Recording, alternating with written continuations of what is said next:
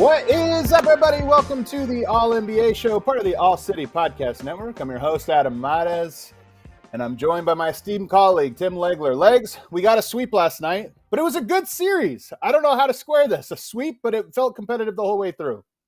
You're very strange, right? I mean, and I said this last night, Adam, you will rarely see a team or series in which a team gets swept that was in better position more often late in games than the Indiana Pacers were in this series. It's crazy, and game one was the one. Like, you have to win that game in order to, almost guarantee a longer series.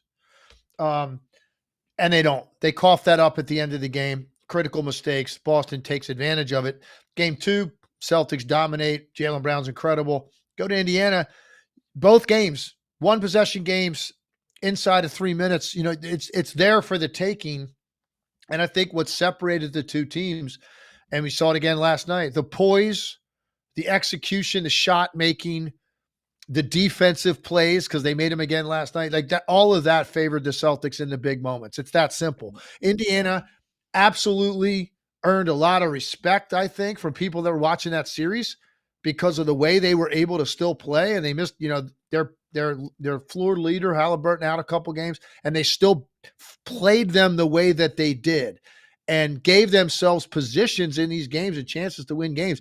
But they just weren't nearly as good as Boston was in the big moments. It's that simple. And so you get this strange sweep when three of those games were hanging in the balance late, and yet Indiana can't win any of them. And so Boston moves on, which we all expected to happen. I just didn't expect it to end up being the number 4 games because it didn't feel like this should have been a 4-game series. Yeah, we're going to give the Pacers some love, but we're also going to give the Celtics some love because while they had to eke out a couple of these, they won in a sweep and they went through the East in 14 games, which is very rare. It's an extension of what they did in the regular season. So today we're going to give them some love as they move on to the finals and talk about what maybe is different about them this year, some things we noticed about them that are different from previous years. But first, we are presented as always by DraftKings. Stay tuned because you'll hear more about DraftKings and all it has to offer throughout the show. DraftKings, the crown is yours. So, Legs, the way you framed it's interesting because I felt like the Pacers should have won 2, if not 3 of the games already in that series. And yet I also feel like the Celtics should have won the series. So it's weird to square those. I think the Celtics are the better team. The Pacers did some stuff. But in game 3, they led for most of the game and lost the lead with 39 seconds to go. They lost the lead a little bit earlier than that in game 4, but the Pacers retook the lead, and this time it was 44 seconds before the Celtics took their final lead of the game. So in a lot of ways, to me, it mirrored game 3. You have control, and then you could just feel this sense of hanging on. You're hanging on by your fingernails, trying not to let this one go. But they couldn't score in the clutch. They had some turnovers. They had some bad shots, some just bad possession. So what happened? If we just analyze this game real quick, what happened for the Pacers in the clutch of game 4? I think the turnovers are critical. And I think, that's when you start looking at the Halliburton factor, like for them in late game ball handling. That's going to be in Tyrese Halliburton's hands. And it doesn't necessarily mean he's going to shoot or score, but he's really good because of his length and size. He's really good at getting ball screens and dragging people and then able to get the ball out of that with 2 on the ball to the spot that it needs to go to so that they can then make the next pass or operate their offense so somebody can get a good shot.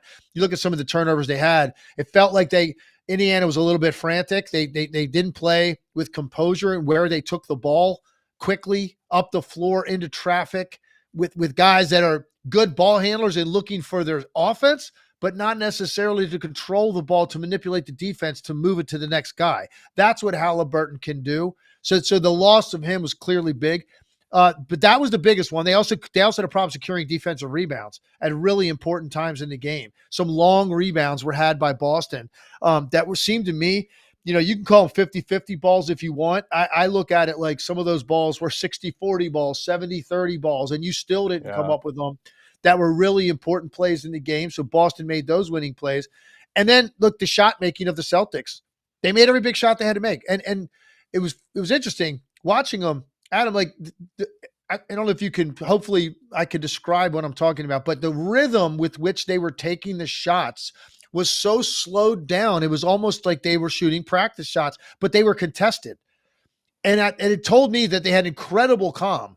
And it was across the board because they all did it. Tatum made big shots in this series. Brown, Derek White, Drew Holiday, all those guys, the principal actors, made big shots in this series late. And the comfort level that they had in those moments was pretty stark to me. And I thought it was a contrast to Indiana that got rushed up and sped up in those moments. They had an 8-point lead with 2.5 minutes to go in game 3, an 8-point lead. All right. They had a 3-point lead with the ball with 8 seconds to go in game 1. And then last night, I'm looking at it because I was curious, thinking what was their biggest lead late. They led by 8 points with 5:56 left. You got, so think about that. I mean, you're in control. You are in the driver's seat. At that point, you just can't have, 3-4 possessions in a row where you don't score, and you're going to win the game because you just have to stop the momentum of the Celtics, and they just weren't able to do it. So I guess, that's a lot there. The blanket statement would be execution, plain and simple. Indiana did not execute and get quality shots when they absolutely had to have it. And Boston felt like every decent look they got, they made in those spots. Yeah, it kind of mirrored game 3 in a lot of different ways. One was with Nembhard late in the game, and he made some big shots and made some big plays. I actually thought he was very good in this entire series. I know last series he was sort of the mark, and we talked a lot about how, Jalen Brunson was finding him and attacking him. Sometimes it's as simple as matchups, and that's a tough one. I thought he was much better. He was good offensively in the last series, but I thought he was much better as a two-way player in this one and did some good things. But in both the last 2 games, the difference between the ball in Halliburton's hands and closing that out and getting good shots and him, and I almost feel like we had another scenario where it was transition, and maybe it's just by the way Indiana plays. They don't want to slow things down even in the clutch. He had another, I'm being aggressive, I'm driving into traffic, and turns it over at a key spot, and I just thought, Nembhard was so good in the series, and yet my lasting memories is going to be 2 major, terrible last 2 minutes where he got turnovers. And that's rough because I feel like this is a launch pad for him, but you have to balance it out with those plays. The game 4 play last night, that's just inexcusable. Where are you going? He's out of control. You come down, it's all kinds of traffic. You're spinning into the paint where all the bodies are. Your head is down. Again, you're right. And I'm going to go over in a second so we can kind of really lock in on how good he was in this series. But that's not the spot you want him in. You want him off the ball as a primary scorer because he is a really talented offensive player. And they have found a guy that is going to be a huge part of what they're going to do going forward. There's no question. The game 3 one, the turnover, I just felt like that was an incredible play by Drew Holiday. It was. It just his anticipation to jump that hard to his right hand. He clearly saw him there in the moment where he was going to try to get, and he beat him to the spot. And I felt like Nembhard was trying to aggressively get in that angle and then get to the rim and try to draw contact. That looks like where he was headed. And Drew Holiday just beat him to the spot so badly. You rarely see a guy anticipate it that cleanly to that extent. So I'm going to give him more credit. But Adam, if I told you and you didn't know who the player was, and I just said, listen, there's a player, I'm going to give you his numbers for a conference finals, and just tell me, what level player are we talking about here? Yeah. 21 points a game, 54% shooting from the field, 48% from the 3-point line. It gets better. Almost 8 assists a game with 1.5 turnovers. Great ratio. I mean, look at that ratio. And unfortunately, 2 big ones, no question about it. Well, 3 really, if you count the inbounds pass in game 1, because at the end of the day, he threw the ball. You don't have to throw the pass, right? I mean, you're ultimately responsible for it. The design of the play was terrible. They could have advanced it, taken time out, whatever. They could have done something different. I get it. But he still threw the ball. So really 3. And he only averaged a turnover and a half for the series per game. So unfortunately for him, when he did turn the ball over, it was at a critical time because that's really probably not supposed to be on his dinner plate at that time. He's got other responsibilities as a scorer. But those numbers, man, 21 on 54, 48, 90 shooting splits. Yeah. My goodness. And almost 8 assists and a turnover and a half. Like, he couldn't have played better in this series. And the good news is, stinks to lose. It's progression in this league. We know it. Boston's been there a million times. Everybody expected Boston to win a series. They did. The good news is the Pacers have found a guy. Right? He's 24 years old as we head into the summer, and they have found a legitimate big-time player as an off guard and a combo guard because he can play some point if Halliburton's on the bench. So you're talking about a guy now that's going to be, I think, a fixture for them going forward. I love his game. I mean, I thought he was incredible. Honestly, prior to this playoffs, I thought he was incredible. But the playoffs, separate. The playoffs kind of show you, okay, this is tougher. Who can handle it? And the fact that his game didn't diminish at all. In fact, it stepped up a level. Is just so impressive. And so much so, Legs, that last night, people on the timeline, real analysts, good analysts, were talking about Nembhard's upside as a star. And I'm thinking, I love Nembhard, and I love that mold of player. But that's not, to me, traditionally the mold of a star player. But then I started thinking, a lot of the modern NBA right now, in my opinion, and I'm very curious if you agree with this or to what extent you agree, basketball IQ, ball handling, well-rounded games, the ability to do multiple things, it seems like the league right now really benefits players that can do those types of things. I don't see Nembhard as a star, but I do see him as a guy that can do a lot of things and has a high basketball IQ and good size on him. So do you think that he is a star in the current version of the NBA, or a fringe star, a guy that could actually become, a top 3 or 4 player on a good team? Or do you feel like he is more of a role player, which is what I think everybody expected when you draft him as late as he was drafted? You expect, okay, maybe he's a role player. Do you see him having the upside of a star? I mean, I definitely think he can be a top 3 or 4 player on a good team. I mean, I think he probably kind of is that now. I mean, because you look at, you're right. Yeah, I mean, you got Halliburton and Siakam, who are going to be listed as your top 2 guys, and then Miles Turner is going to be right there, and then Nembhard. Like, and on a given night, it could be Nembhard or Turner, like depending. Hell, on some nights, it was more Nembhard than Halliburton because Halliburton got quiet in some games in the playoffs. And so I'm not saying he's a better player than Halliburton. I don't know if he's as important as Halliburton. There's no question in my mind. I think this is a guy that can push 20 points a game, close to it, somewhere in that range on a team that can contend. So I think that puts you in that category. Now, would he ever be an all-star? I don't know. When you're always going to have a couple guys that have bigger names, bigger profiles on your team that are going to get those kind of recognitions. But I think to answer your question, man, it's somewhere in the between. A legitimate star, I don't know that we'll use that word for him, but he's certainly better than a role player. He is to me a legitimate starting 2 guard in this league that as your 3rd best player, if you've got a big or a wing that's a higher level and you've got another guard that's a higher level, you got a team that can contend in the Eastern Conference. And that's where I think Halliburton falls. Yeah, and you think Derek White, was another player, not a ton of hype.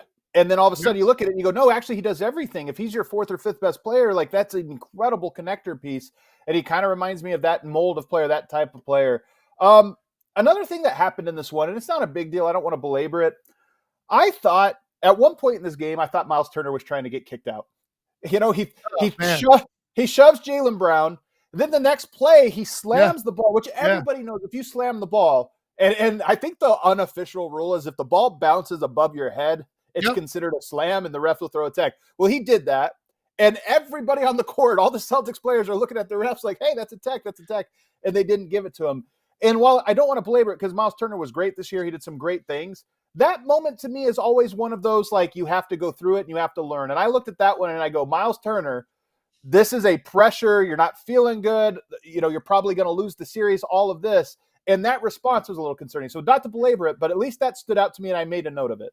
Yeah, no, I think that's a fair note. I was sitting there watching the game with SVP when it happened, and I said, "Well, he's going to get tossed because of what you said." That's kind of the rule. And even if so, you have two ways to go about it. If you could slam it really hard and catch it, you still might get a tech because of the Right. noise and the force, right? Yeah. Or you could slam it soft and catch it, no big deal Yeah. at all. It happens all the time.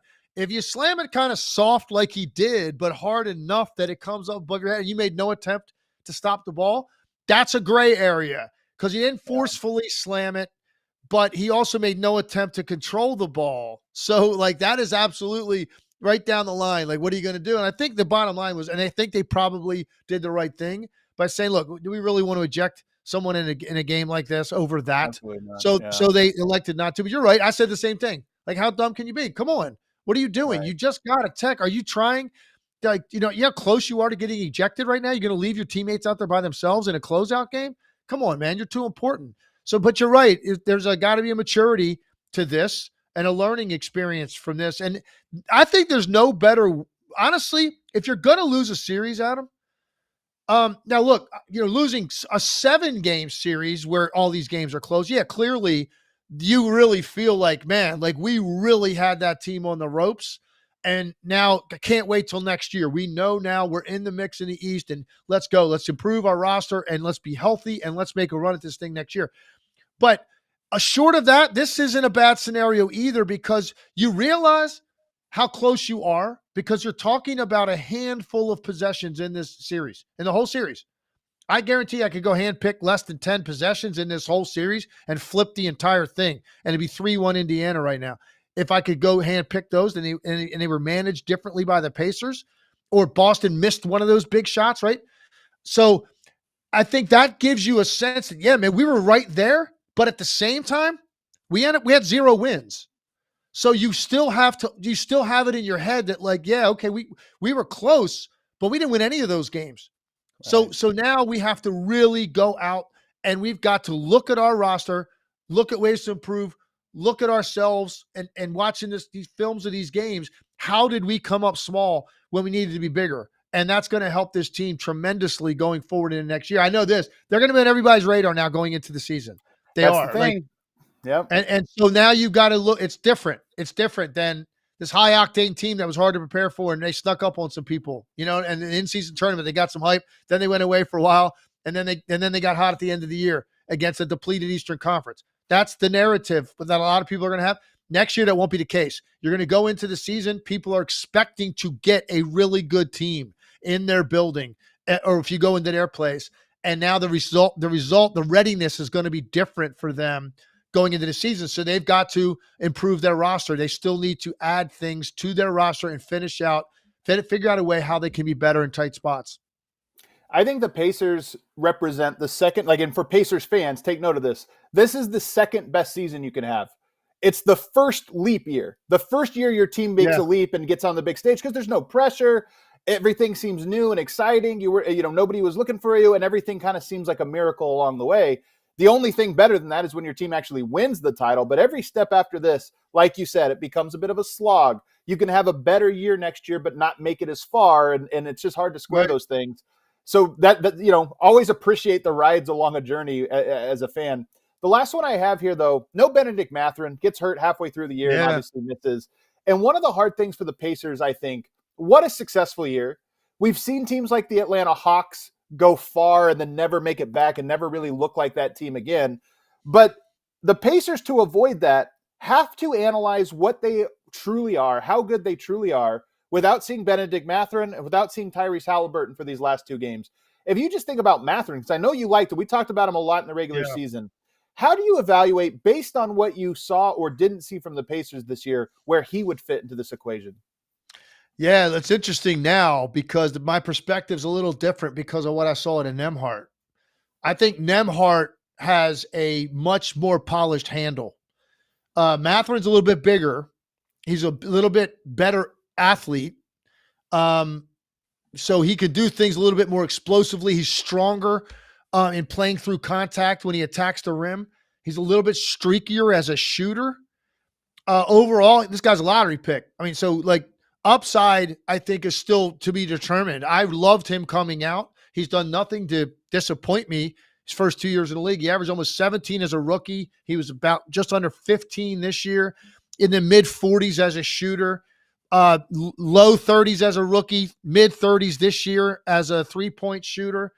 Rebounding numbers solid, 4 rebounds a game, both years. So who knows, man? He's only 21 years old. So he was a lottery pick for a reason. And I think there's still a lot more there for him. But if you look at these two guys right now and look at Nembhard, look at Mathruin, I mean, I think Nembhard's a more accomplished scorer at this level because of his handle and his more consistent 3-point shooting range. And he showed you that. And by the way, I mentioned his shooting splits in this series, 54, 48, 90.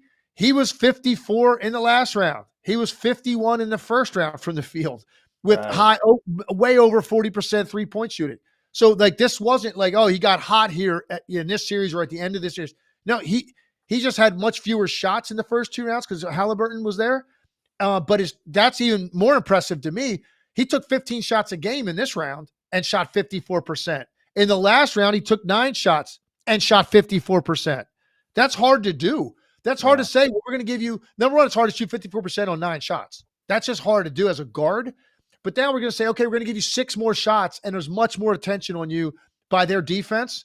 Now what? Oh, well, I'll still shoot 54%. I'm so impressed with him as a scorer, an offensive player, that now it's a little bit murkier. What Mathruin, is he the starting 2 guard or is Nembhard? That's kind of how I look at this right now. The overall upside I would still give to Mathruin because just what I saw physically coming into the league, I saw enough the first 2 years, but he's got to improve in certain areas. Of the size, I do like the size factor and the strength factor that Mathruin has and his ability to attack above the rim. He can finish. That's an element Nembhard doesn't really have. But Mathruin's got to work on his handle and his consistency with his shooting. And you're going to have, I think, a pretty big-time 2 guard on your hands. But right now, Nembhard's made this a lot more interesting discussion. And the other thing that Nembhard has that I like, Legs, it's something we talked about with Luka yesterday. When there's 6 seconds on the shot clock, your natural instinct is speed up. I got to go fast. I got to go fast. Nembhard, I think part of why he shoots such a good percentage is he kind of knows the shot clock's winding down, but I don't have to just get to my step back, shoot up a prayer. 6 seconds. Let's use the next 5 seconds to try to get something. He just has a patience to him, an urgency, but a patience to him that I like. And I think it's part of why he has such an efficient player. Oftentimes efficient players, it's because the shots they don't take, they just cut out the terrible ones. Let's go to the other side though. We got to spend some love on Boston Celtics here because we've been talking about them. I'm still a little skeptical based on the road that they had, but when you go 12-2, I don't care who you're playing. If it's an NBA playoff basketball, it's going to be tough, and going 12-2 is impressive. But what's really impressive to me was Eastern Conference Finals MVP Jaylen Brown, 29 points, 6 rebounds, 2 assists, 3 steals, 1 block, 11 of 22, 4 of 8 from 3. That's a full box score, and it's indicative of how he played this entire this entire series. He was phenomenal in it, and I loved the ceremony with him winning Finals MVP or Eastern Conference Finals MVP because he really did seem unassuming about it. Oh, wow, I won? That's awesome. It's yeah, of course you won. That was an incredible series that you just played, and to me, it's encouraging actually for the Celtics to go in and have Jaylen Brown be a guy capable of playing at that level and being the best player on the team. Do you feel the same way, that you're encouraged by what he did in this round and what he's looked like this playoffs? I'll take it a step further. Not only is it encouraging, it's the absolute best case scenario for the Boston Celtics that played out that way, and for Jason Tatum. And Jason Tatum seems like a great dude, classy dude, great teammate. He looked genuinely happy for Jaylen Brown. I mean, we're all competitive. He's competitive. He's been the guy that's been carrying the torch for this franchise the whole time, and he's the guy that's gotten most of the criticism when they've come up short. So probably some part of him would have been like, man, I'd love to have gotten my hands on that thing. But he didn't seem that way. He handled it well. His presser was great after. Here's why I say it's the best case scenario for him, because the margin for error for Jason Tatum to win a title is greater than it's ever been because of Jaylen Brown's emergence. That's the bottom line. And at the end of the day, Jason Tatum, no matter what happens in the NBA final, Jason Tatum's going to put up good numbers. He has done it pretty much every year in the playoffs. It's 5 straight years he's averaged more than 25 points a game in the postseason. His shooting percentages and shooting nights have been what he's been ripped apart for at critical times or got outplayed by somebody on the other side, right?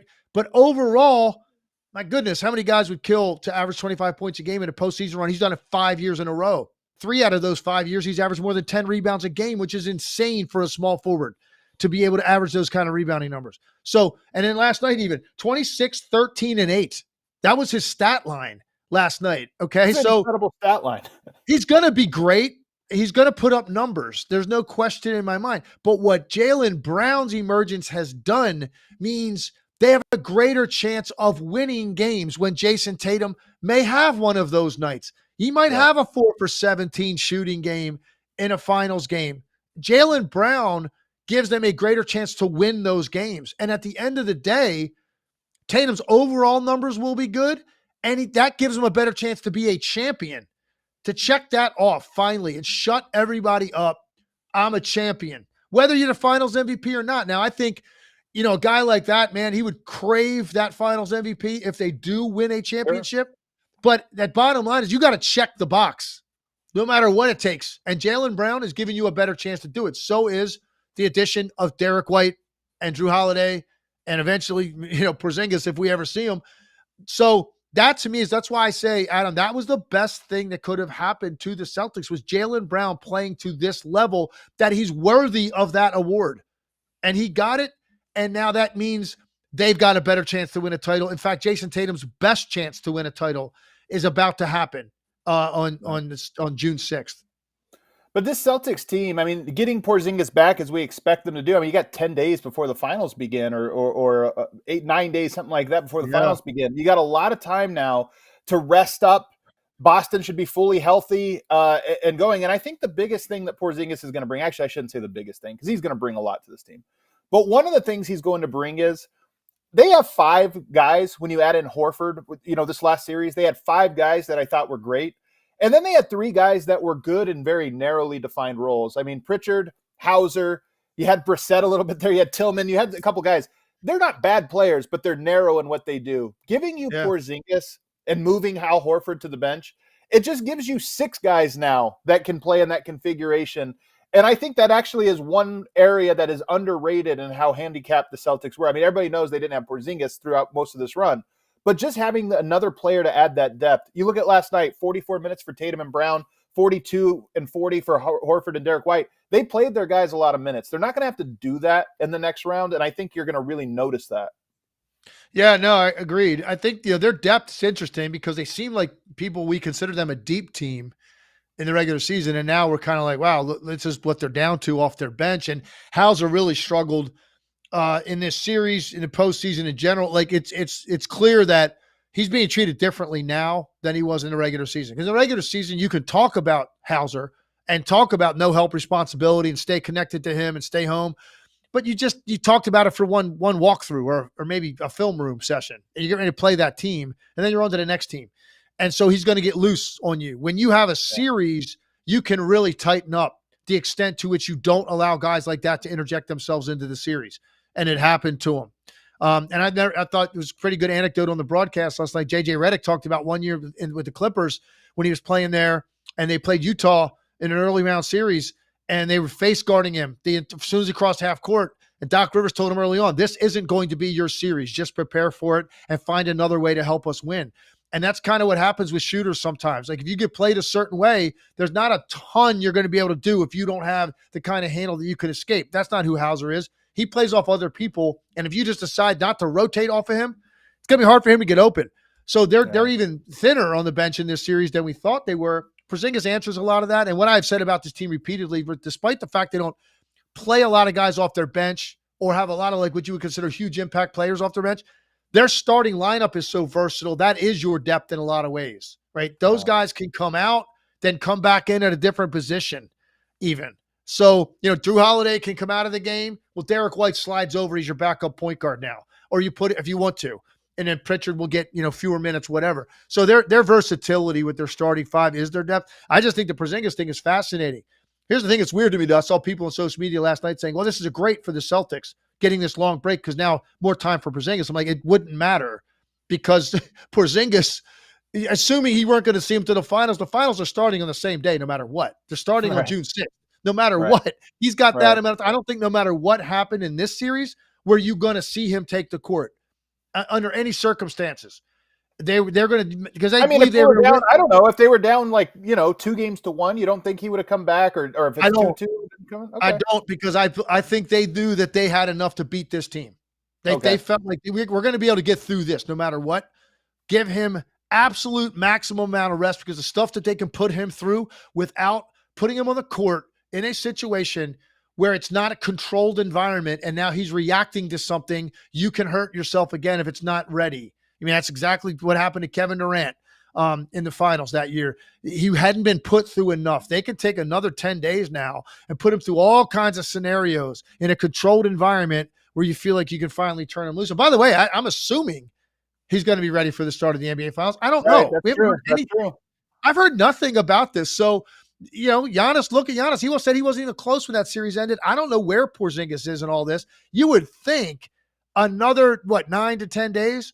You would think you're going to see him, but I don't know that. But man, what a difference maker he will be in that next round, regardless of who they end up playing. Yeah. Our headline here, Legs, what's different about the Boston Celtics this year? Because part of what's going on with the Celtics is they've been a top team in the East for a long time, and they haven't gotten it done. A couple high-profile collapses and losses to teams you didn't expect. So I think there's a built-in, what they did 4 years ago is indicative of what happens today, which is obviously not always the case. But when we ask what's different about them, I'll give you two things, and then I'm curious to hear your opinion. First of all, the defensive guys like Derek White and Drew Holiday, the impact that those guys make, being able to hold the Pacers scoreless for 3 minutes in the clutch, most teams can't do that. Even against bad teams, you can't do that, let alone a team like the Pacers, to be able to win that way. And then number two, I do think the Jaylen Brown part of this, one of my skepticisms for the Celtics all year was their clutch time offense often devolved into a lot of isolation ball that resulted in mid-range step backs and difficult shots. And that's the Tatum offense. He's very good at those, but do you want that in the clutch?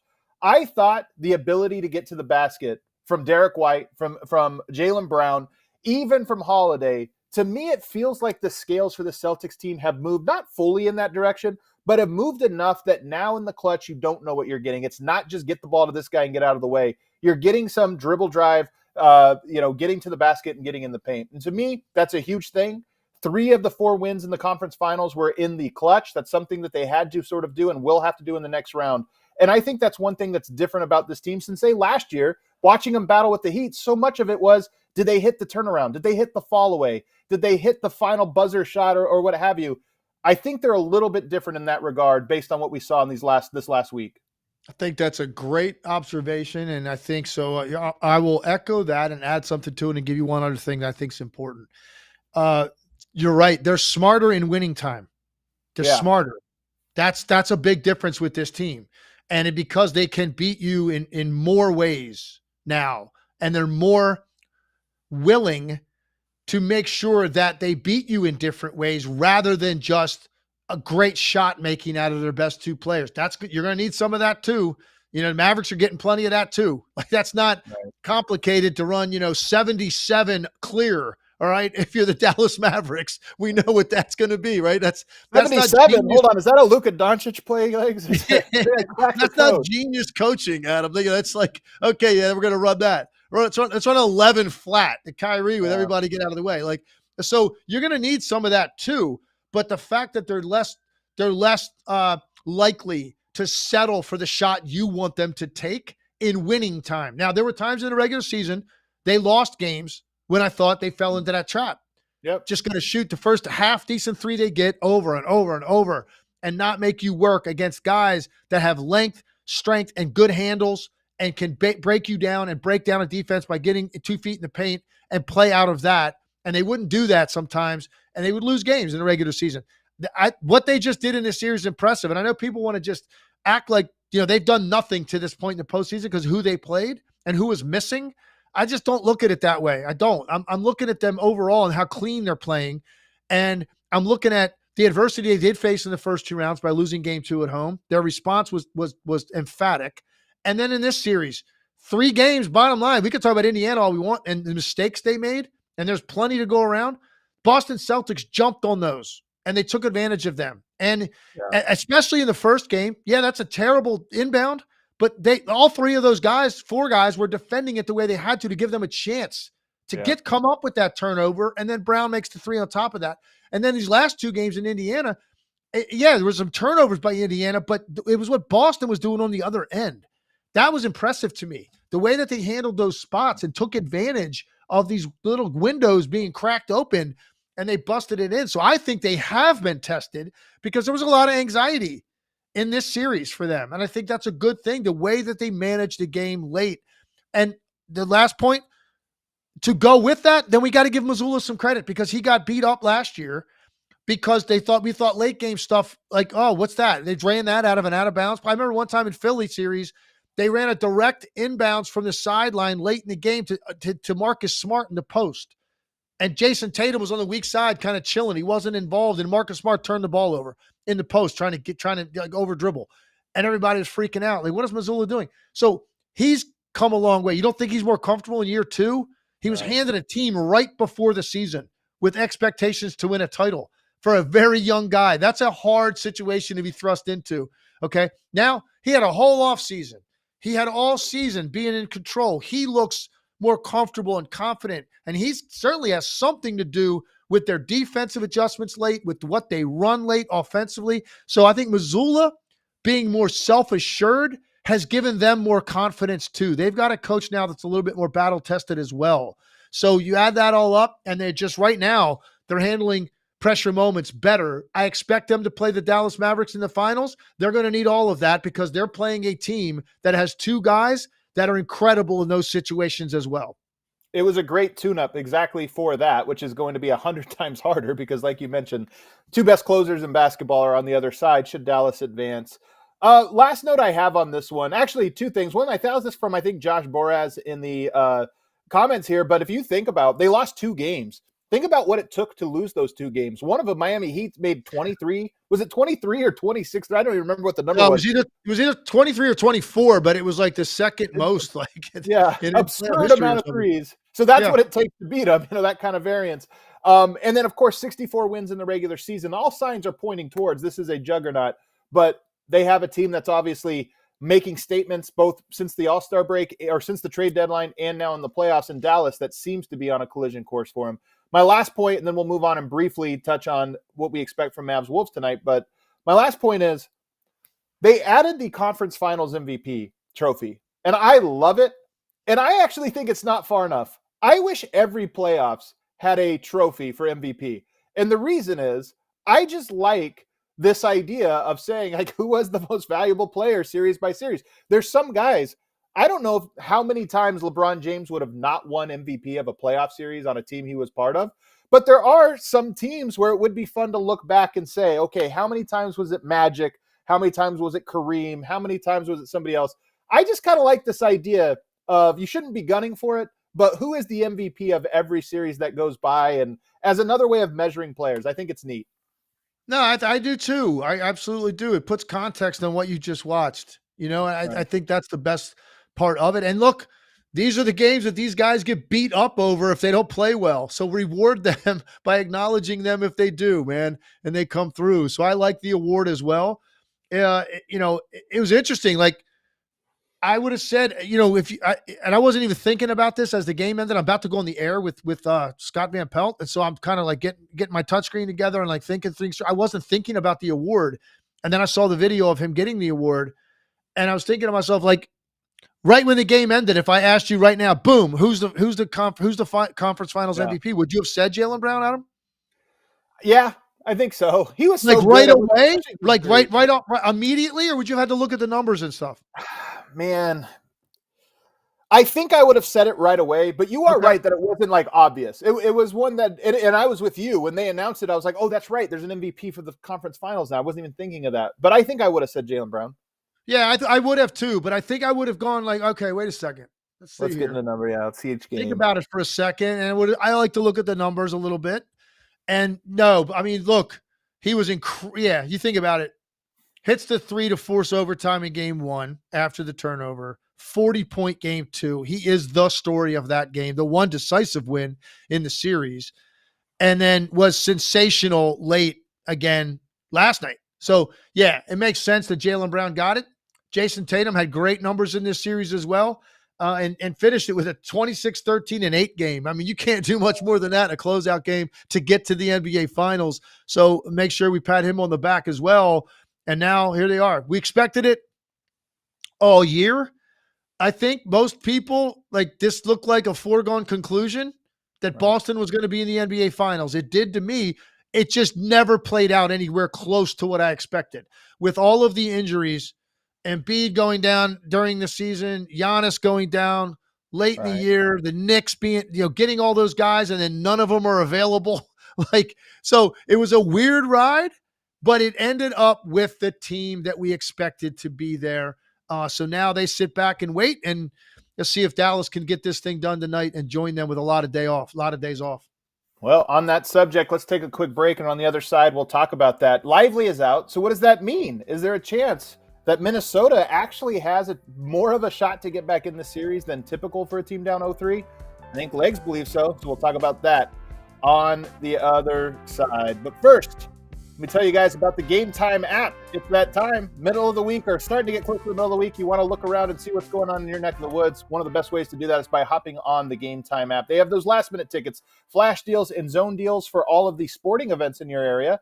Most likely, that means Major League Baseball tickets if you want to go out to the ballpark this week, or maybe take a day off week, call in sick, and then go to the ballpark. That's a great day. The call in sick and go to a baseball game in the middle of summer, that's a great day. Maybe you want to do that this week, or maybe you want to check out concerts, festivals, and other events going on.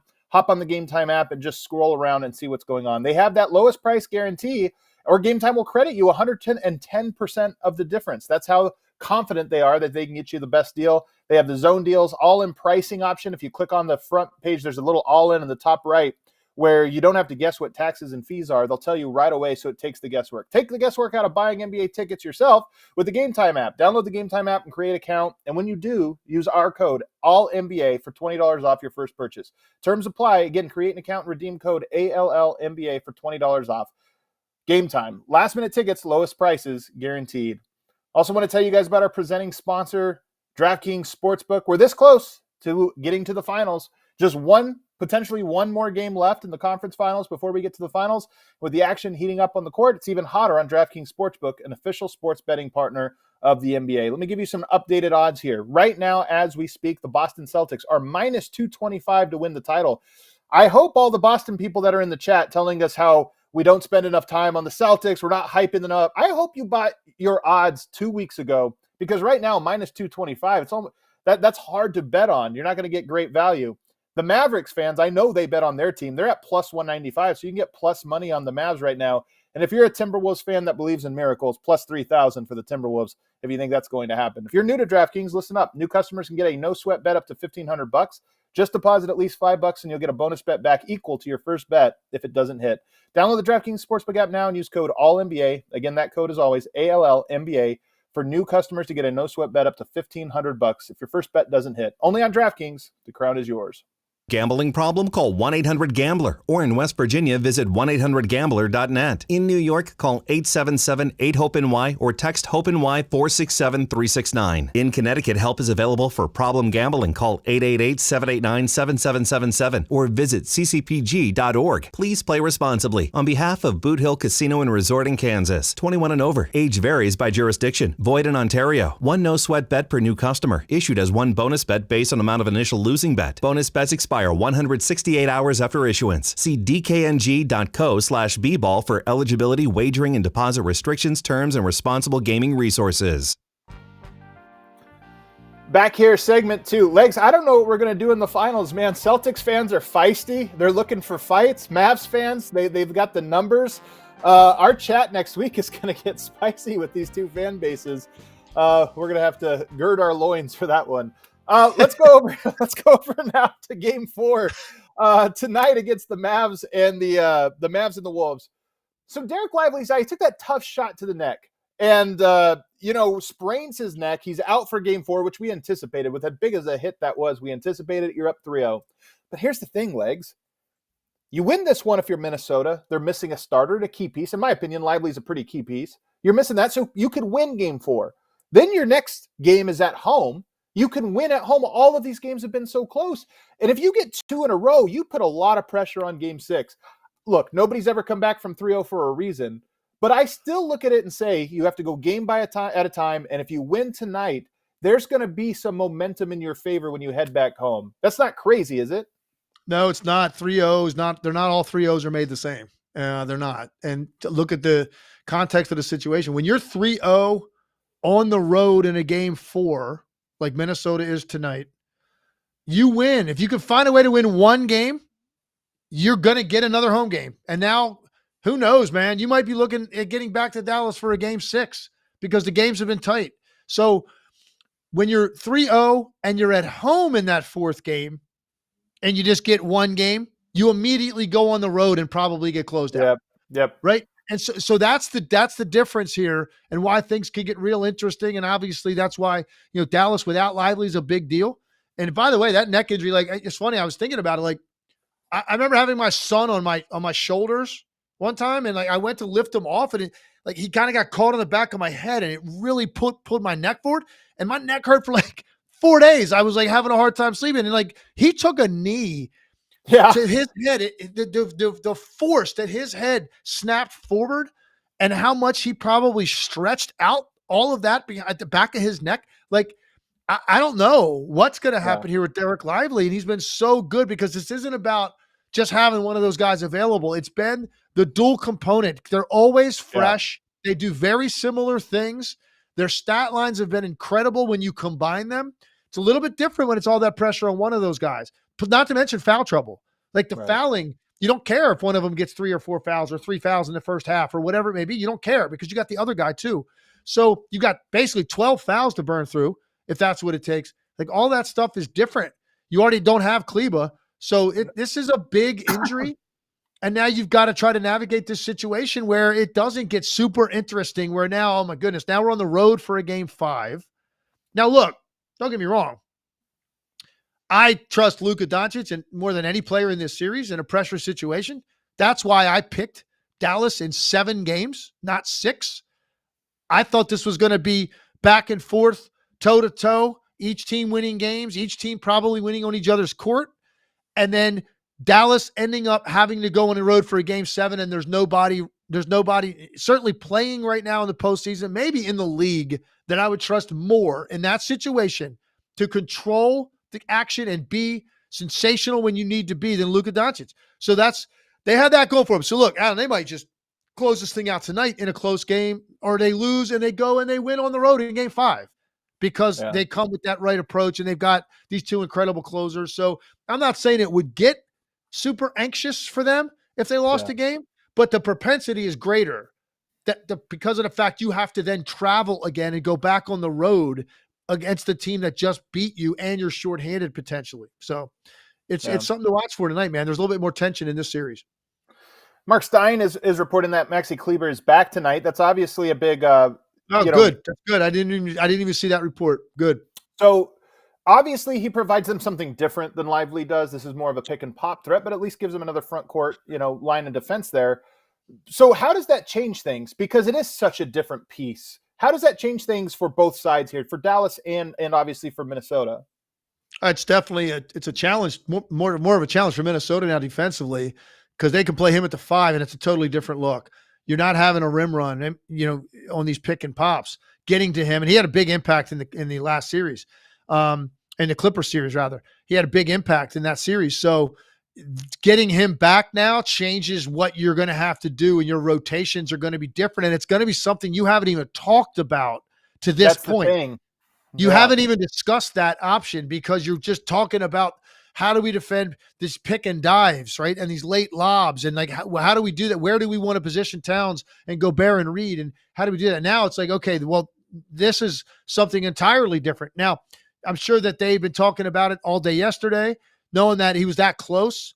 They're certainly talking about it now, and there's going to be some adjustments, but you haven't had the time to get reps on that in a game against him, because it is a different rotation, a different spacing, different look that Dallas can give you. Yeah, it is completely different. Last round, Denver, Rudy Gobert had, his partner gave birth to a child, and there was a giant windstorm, and Gobert wasn't able to get back for game 2. Minnesota comes in, has to play completely differently and blow the doors off of Denver. even though they were missing Gobert. And I honestly believe part of it was Denver spent 2 games adjusting to Gobert. Like, okay, here's how he beat us in game 1. We got to adjust. And all of a sudden, everything you talked about and prepared for, throw that out the window because it's a completely different look. You could have a similar effect tonight where Minnesota now has to adjust to something they haven't seen. Even though Kleber hasn't been healthy, recently, Dallas still knows how to play with him. They know what to do there. So maybe that gives them a little bit of a leg up, but we'll have to see. What else are you looking for tonight? If you just had to key in on one thing for Minnesota to get this win, what's the one thing or the one player you're keyed in on? It's Karl Anthony Towns has to make shots early in the game. I mean, he's got to make a couple perimeter shots in the first quarter. It's important because this thing's good snowball again. And look, guys like on that level that have accomplished a lot in their career, and he's been an all-star. You wouldn't think have wavering confidence. Forget that, man. When your ball's not going in, I don't care who you are, it starts to affect the wiring between your ears, and you start to. There's an interruption in the process. It's not all muscle memory. There's thought going on, and when you're thinking, that's when you struggle. Because everything with shooting a basketball is anticipating you're going to get the ball, and then it's just muscle memory takes over. And when your mind is interrupting that process at all, there's any doubt whatsoever, you go through stretches like this. This isn't all about, he's just not making shots or they're defending him a certain way. He's had a lot of good shots in this series that he hasn't made. Now, and that can turn on a game because he's that good. It's not like, all right, he's done for the series. We've seen guys like start off in a series when for a fact, well, he's not turning that around. So they go to somebody else. That's not the case here. He's critical to them. He can make a couple of shots in the first 6 minutes from the perimeter or even on a drive. As long as the ball goes in, it could change his entire night. So I think that's something I'm looking for. What kind of start does he have? And I don't necessarily think you go out of your way to run action for him because sometimes when a guy's struggling, that can make it worse. If you're not feeling in rhythm and we're running something for you, we expect you to shoot it, but you're not quite in rhythm. No, it'd be better for him to get something innocuous, like it just came in the flow, a trail 3 or a putback or something like that to see the ball go in the first 4 or 5 minutes of the game, make another perimeter shot at some point in the first quarter, and Karl Anthony Towns could have a completely different night. Another stat for you that I love, but I don't know if it means anything. Kyrie Irving, 14-0 in closeout games. Now, some of this is, those great Cavs teams, they had a lot of all right, they're clearly better. They're going to, what have you here. But that includes 3 finals that closing out in the finals in game 7. There's some big ones there. So what do you make of that stat? And does it influence how you predict this game will go? I think it says to me more than anything else, look, you got to be on good teams. You got to have great players around you to do that. It's a weird stat. It's an anomaly, but I also think it means that, look, if we lose, it's not going to be because of Kyrie. He's going to show up. He's going to do his thing, and he's going to be ready. And I think just the fact that he knows what the feeling is to be facing elimination and win a lot. In fact, never having experienced losing. Man, what that could do for your confidence and your leadership in these moments if you go through adversity in a spot like that. I think that's important, man, to know how to get this over with, get on to the next round, because some of those were he was facing losing and the series is over. A lot of those were closing a team out and the importance of ending that. But also some of those, like you said in the final, some of those were ones where they were facing elimination and he came through in a big way, including, I guess the biggest shot of his career, a game winner in a game 7 in the NBA Finals against the Golden State Warriors. Unbelievable. One of the all-time greatest shots in NBA history, honestly. One of the most iconic ones. Let's get out of here now. So we're going to talk about this. And by the way, a lot of people wanting us to preview Dallas-Boston. When the series happens, we're going to have a week to talk about it. We're going to have plenty of time to get deep into the weeds on it. So, and obviously predictions and different things like that are coming. We'll let these series play out, though. But lastly, we lost a legend last night. Bill Walton passed away battling cancer, and he passed away. I'm 40 years old, Legs. Bill Walton, to me, is one of the great color analysts of all time because he was such a unique personality. He put his own unique stamp on it. I love the way he talked about players and about teams with so much passion. You could tell he really, truly loved the game of basketball in a way that resonates with me and was just an interesting guy. But the thing I wanted to ask you about was him, David Thompson. There are a handful of other players from that era that I really wish I had more footage of, that I saw more of, because to me, as great as Michael Jordan was, there is almost a post-Jordan discussion where the game almost becomes more individualistic in how we talk about it. But at its best, to me, basketball is all about the synergy of individuals and how they come together.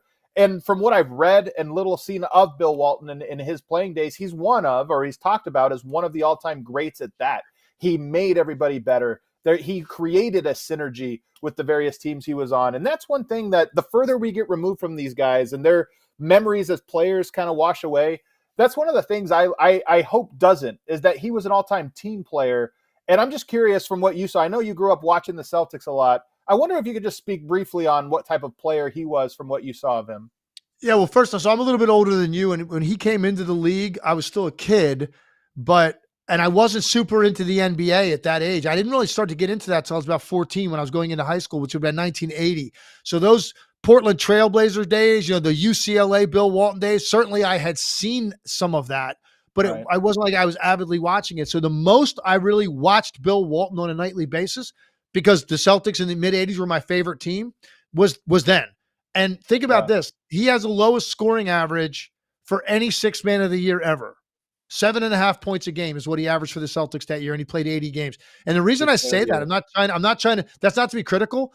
That's saying that's how impactful he was in 19 minutes a night, that he didn't have to score. It was his passing, his IQ, his leadership, his positivity, his body language, all of those things, and what he brings to your locker room, what he brings to your bench. And every one of those guys, Danny Ainge was on SVP last night talking about this and telling stories about him and his personality and what that does to galvanize a team.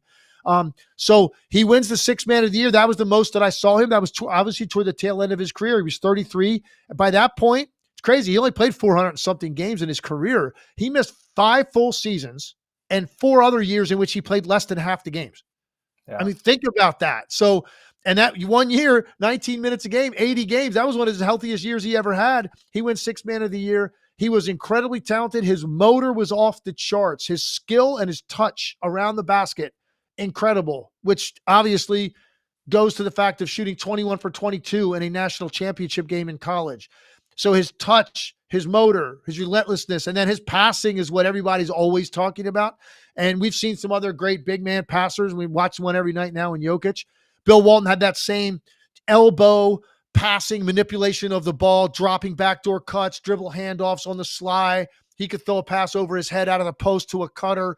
He did a lot of those things before some of the modern day great passers that we know now did. They're just, the games weren't aired like they are now, man. Like every game of every team you can watch now. That wasn't the case back then. So you're right. The footage wasn't necessarily there. But man, one thing I love about Bill, and I'm going to finish it with this, he also came to work at ESPN. And I did shows in the studio with him, and I'll never forget the first time he walked in to the conference room where we were watching games, and Bill Walton was going to do coast to coast with us that night. And I'm thinking, like, my mind is like, my God, I'm about to do a 2-hour television show, studio show with Bill Walton talking basketball. And I didn't think he even knew who I was at the time. He came in, Timmy Legler, he starts with that big voice. And so he did. He was familiar with me. That made me feel pretty good. It was a pretty cool thing. We go out on the show and you do a rundown for a TV show that's got kind of a timeline of the topics. Like, and they roughly allocate an amount of time for each topic, and it doesn't always go according to plan, but it gives you a rough outline of what the next topic is. Everybody gets it. Producers put it together, and here we go. We go on the air. The show starts. First question goes to Bill Walton. That rundown was blown up in about 4 minutes because Bill was still talking. And while he was doing it, he's kind of looking over at us and he's winking at us and he's smiling because it's all over video and he's just talking. And he's thinking like, this is the greatest thing ever. Like rundown, schmundown. Watch what I'm about to do.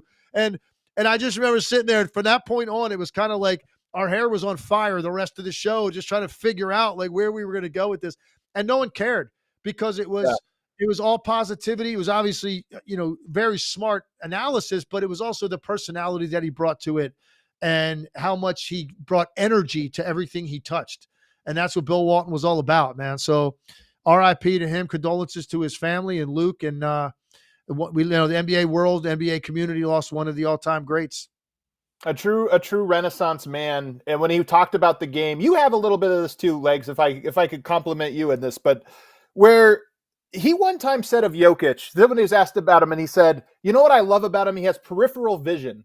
And you think everybody says the same thing about players. Oh, he's a great passer. Oh, he's got good touch. His post or this or that. I love when guys appreciate weird little subtle details that unlock those skills. And for him, it's peripheral vision. That's the thing that stood out to him. And I just love that because it was such a unique detail that explains the obvious part of it. And it just, he had a knack for that because he was curious and he clearly had a lot of different passions and gave energy to the things he loved. Emma, we got 2 super chats. What do we got? Joshua Boras says, Kyrie and Luka combined for 55 points in 2 regular season losses with Kleber versus the C's. How can both play better to win the finals? Really a question for next week, but I'll let you give a quick stab at it. Well, I think that the answer to that is they've never had better chemistry than they have right now. Yep. This was a work in progress from the very beginning.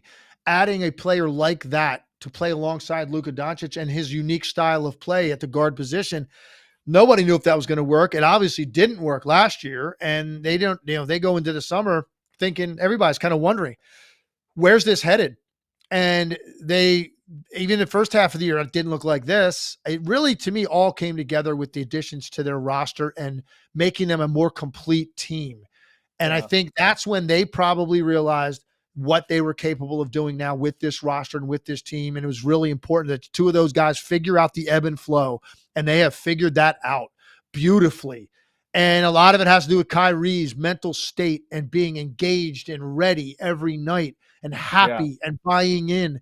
And when he's like that, we can all appreciate how great this guy is. So that'd be my answer. This has just been something that has evolved ever since he got there a year ago. And now it's at its peak form. This is the best it has looked. So I wouldn't even compare what they did against the Boston in the regular season. This, to me, is a different pairing now, and it's a different Dallas team.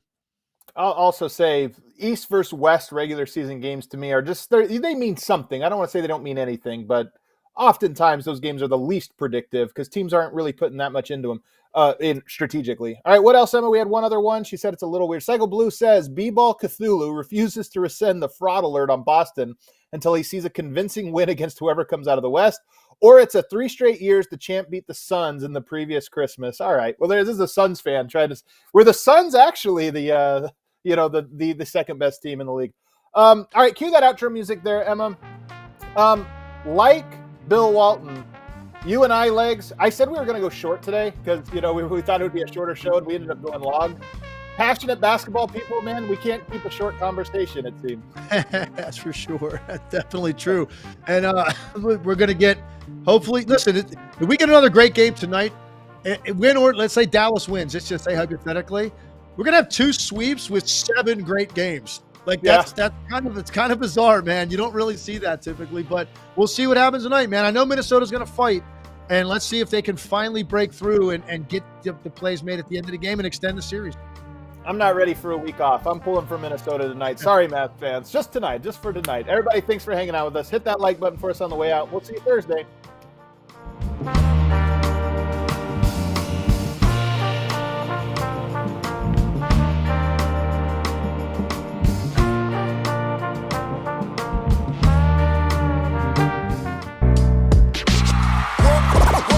Silly like the mayor.